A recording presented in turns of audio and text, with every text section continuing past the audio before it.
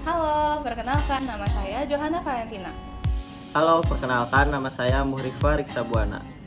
Halo, perkenalkan saya Fanya Selini. Halo, perkenalkan nama saya Lukas Saudon Adiasa. Halo, perkenalkan nama saya Richel Indiani. Kami dari kelompok 10 dan selamat datang di vlog bahasa Indonesia kami mengenai penggunaan bahasa formal dan informal. Sebelum kita mulai, kita cari tahu dulu yuk, apa itu bahasa? Menurut Kamus Besar Bahasa Indonesia, bahasa merupakan sistem lambang bunyi yang bersifat arbitrer yang digunakan oleh anggota suatu masyarakat untuk bekerja sama, berinteraksi, dan mengidentifikasi diri. Bahasa memiliki banyak fungsi, antara lain sebagai sarana komunikasi, mengekspresikan diri, dan juga emosi. Seberapa penting bahasa bagi manusia? Manusia adalah makhluk sosial, sehingga harus berinteraksi dengan satu sama lain. Bahasa berperan penting sebagai alat komunikasi yang paling efektif untuk menyampaikan gagasan, pikiran, perasaan, maksud, dan tujuan kepada orang lain. Bahkan dalam buku Fern Poitres, In the Beginning Was a Word, Language, a God-Centered Approach, dituliskan bahwa bahasa berperan dalam peradaban manusia dalam aspek budaya, ilmu pengetahuan dan teknologi, hingga sejarah dunia. Dalam kehidupan sehari-hari, kita mengenal adanya bahasa formal dan informal. Bahasa formal atau bahasa baku adalah bahasa yang ejanya, tata bahasanya, dan kosakatanya diakui di kalangan masyarakat yang luas dan dijadikan standar pemakaian bahasa yang baik dan benar.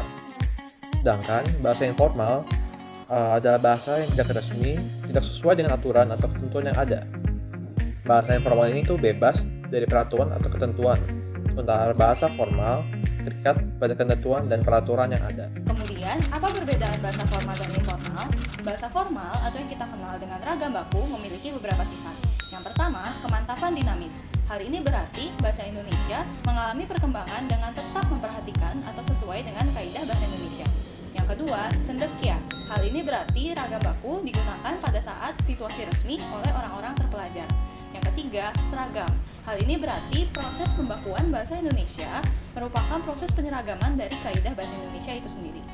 Sedangkan, menurut studi dari Arifin dan Amran pada tahun 2000, bahasa informal atau yang kita sebut dengan ragam tidak baku adalah suatu ragam yang tidak dilembagakan dan ditandai oleh penggunaan bahasa yang menyimpang dari kaidah ragam baku. Penggunaan bahasa formal, resmi atau tidak formal, tidak resmi itu berkaitan dengan situasi yang sedang dijalankan. Seperti pada sekolah, kampus, kegiatan belajar mengajar, diskusi, kegiatan ilmiah lainnya, pada di kantor atau pertemuan-pertemuan resmi seperti perdagangan atau politik dan agama menggunakan bahasa formal atau resmi. Sedangkan pada situasi-situasi yang tidak formal atau informal itu menggunakan bahasa informal seperti di rumah, taman rekreasi, dan tempat umum lainnya. Baik, materi sudah selesai. Apakah ada materi yang kurang jelas atau ingin ditanyakan? Selamat pagi dok, izin perkenalkan nama saya Richel. Saya ingin bertanya mengenai hal yang dokter jelaskan tadi itu gimana ya dok, saya masih kurang mengerti. Terima kasih dok. Terus kalian di tengah-tengah selang waktu kalau nggak mau ngapain? Tidur. Ya, nugas paling H-1 ya. Jangan lupa kumpul tugas PA sama Histo. Jangan lupa aku kumpul tugas di Indo juga, Le. Iya, bener banget. Boleh juga. Nah, jadi kita sudah mempelajari mengenai penggunaan bahasa formal dan informal beserta dengan contoh-contohnya. Semoga video ini dapat bermanfaat. Terima kasih telah menyaksikan dan sampai jumpa.